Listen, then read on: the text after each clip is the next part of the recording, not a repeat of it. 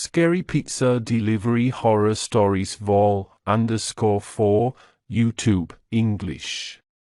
I used to work at a Pizza Hut in a desolate and grim part of Tucson, where decrepit trailer parks, rundown apartments, and shabby duplexes were the norm. The area was plagued with drug problems and welfare dependence, making tips a rarity. It was a place where desperation often bred strange occurrences. But nothing could have prepared me for what transpired one eerie evening.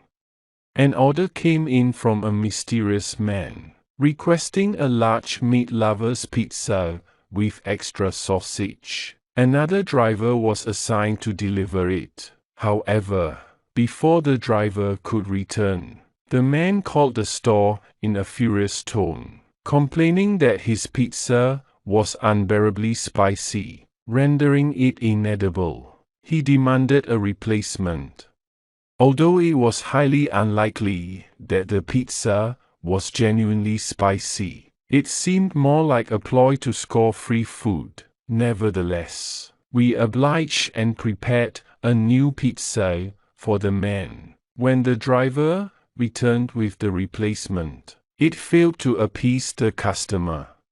Over the course of a few hours, the man incessantly called 2 more times, insisting that the pizza was still unbearably spicy. We kept providing him with new pizzas while discreetly discarding the previous ones in the dumpster, hoping he would tire of his scheme.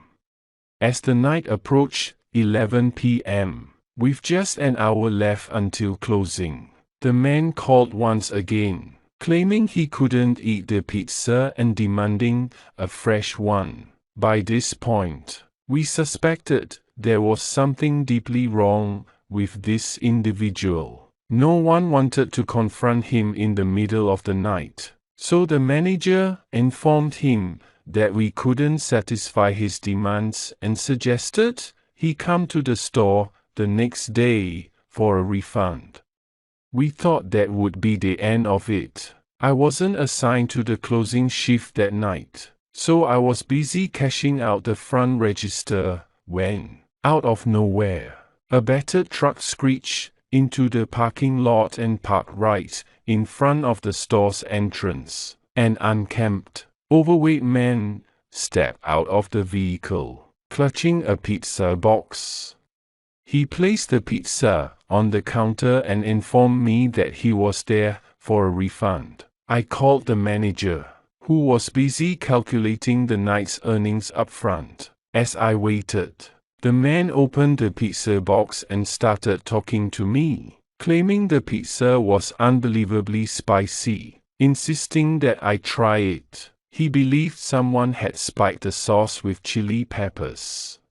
Awkwardly, I acknowledged his complaint and stepped aside to make way for the manager to process the refund. However, the situation quickly escalated as the man became more agitated. He thrust the pizza towards the manager, urging him to taste it, all the while insisting that it was excruciatingly spicy. In a fit of frustration, he jabbed his finger into the pizza, creating a revolting mess.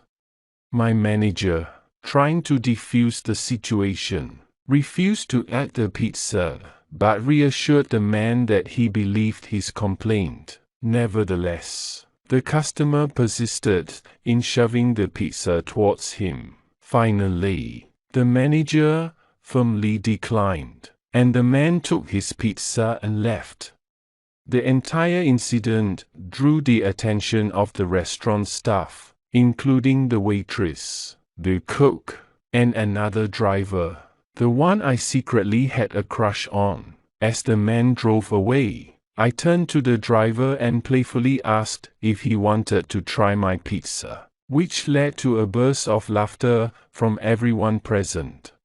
However, our laughter was abruptly cut short as the man's truck screeched to a halt and zoomed back into the parking space. A look of sheer fury on his face, he stormed back into the store, shouting and demanding to know if we found something funny in his pizza complaint. His aggressive demeanor left everyone in stunned silence. My fellow driver, the one I had playfully invited to try the pizza, stammered in response, but the man wouldn't let him speak. Instead, he climbed onto the counter and continued his tirade, threatening violence and challenging my coworker to a fight. This man, aged around 40 or 50, was confronting my now boyfriend, who was only 22 and slender. It was a frightening and surreal scene that unfolded before us. The manager managed to convince the man to step down from the counter and exit the store, promptly locking the door behind him. The man continued to shout angrily at the locked door for a few seconds before retreating to his truck and driving away. We thought it was finally over, but our relief was short-lived. The man's truck began circling the building, and a firearm appeared from his driver's side window. Panic swept over us as we hit the floor. The waitress sobbed. The manager fumbled to grab the phone to dial 911, and we cautiously peeked out of the windows. The man parked his truck right next to the driver's cars, waiting for one of us to emerge for a delivery. He lingered for another nerve-wracking 15 minutes before finally departing. Unfortunately, the police, notorious for their slow response times in Tucson, didn't arrive until an hour later. Fearing for my safety, I slipped away before they could question me. The following day, the man incessantly called the store, yelling and accusing us of attacking him. He even claimed we had thrown crushed red pepper in his eyes, armed with his address and phone number in our system. The police eventually apprehended him, and we never heard from him again. He was also promptly added to the do not deliver list. As a pizza delivery driver for a year in a small town of 10,000 people, I encountered another terrifying experience. It was the last order of the night, and my manager asked if I could handle it. Even though I was supposed to clock off, it wasn't a far drive, so I agreed, not thinking much of it. When I arrived at the house, it struck me as odd. The entire house was in darkness. No glow from a TV or even a porch light. The area was eerily quiet, unusual for a university town. I knocked on the door, but there was no response. I rang the doorbell. Still nothing. I decided to check the windows to see if anyone was inside, and then I approached the backyard door. As I explored the backyard, still finding no signs of life, I realized it was an emergency. I had to use the restroom. I was in a heat wave, and I had consumed a lot of water throughout my busy shift. Desperation set in, and I needed to find a spot to relieve myself. I remembered discarding my empty water bottle earlier, which was a terrible mistake. In a frantic search for a secluded spot, I discovered there were no suitable places. Panic welled up within me as I considered my options. Finally, I decided to use a bush in front of the customer's house. I reasoned that it was dark, the streetlight was out, and I could see no one around.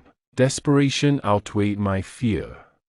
I called the customer, and in a rush, explained that I needed to relieve myself before continuing with the delivery. I reassured them that I would be quick and that I would return with their order. With a deep breath, I unzipped and began urinating. However, the sound was off, more like liquid hitting a solid surface than a leafy bush.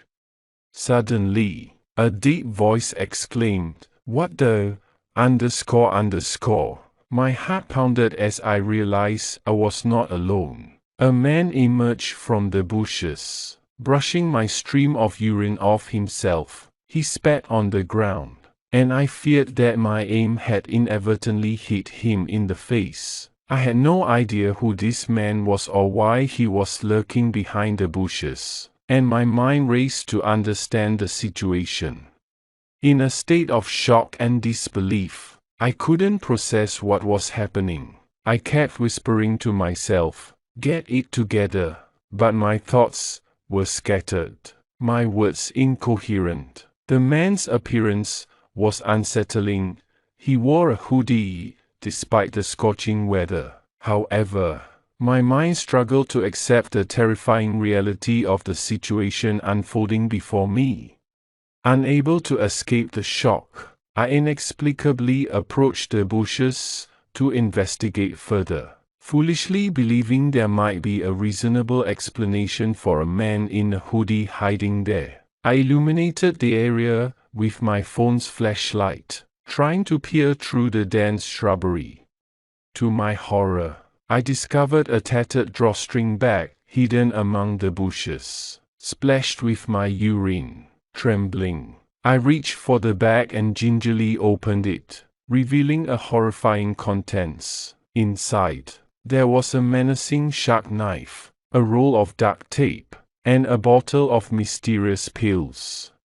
As my rational mind grappled with the horrifying implications of the items in the bag, my fight-or-flight instincts finally kicked in. The adrenaline surged, and I realized I needed to get away from this terrifying situation. I dropped the bag and sprinted across the street to my car, not bothering to close the door properly. I accelerated away as quickly as I could, not looking back until I reached a red traffic signal and pulled over to the side. I sat there, still trembling, trying to process the terrifying encounter. It finally dawned on me that I had narrowly escaped a potentially life-threatening situation. I needed to take control of the situation and make a plan. My first instinct was to call for help, and I dialed 911. The operator on the other end tried to keep me calm as I recounted the harrowing events. I conveyed my location, the man's description, and the contents of the bag. I pleaded with them to send officers immediately, fearing that the man might return or pose a threat to someone else. While on the call with 911, I noticed an incoming call from the customer. Unable to answer it without disrupting my emergency call, I ignored it momentarily. Soon, the customer sent a text message asking if I was there because she couldn't see me. I realized that the girl might be in danger, and I informed 911 that she had arrived at the scene. Upon arriving at a location recommended by 911 for a police interview, I provided a statement, recounting the terrifying encounter and all the details I could remember. Simultaneously, the girl, who turned out to be the customer, was speaking to another set of officers, offering a more detailed account of the situation. As it unfolded, the girl recognized the man instantly from my description. He was her abusive ex-boyfriend, and his actions that night were a horrifying extension of his violent tendencies. She called to thank me for my intervention and insisted on leaving a generous tip for my bravery. The restaurant manager promised her free pizza cuts for her future orders as a token of appreciation. This experience, undoubtedly the most frightening of my life, left me deeply shaken and changed. I rarely share this story, as I prefer not to relive the terrifying encounter. However, it serves as a stark reminder of the unexpected dangers that can befall anyone, even in the most mundane of circumstances.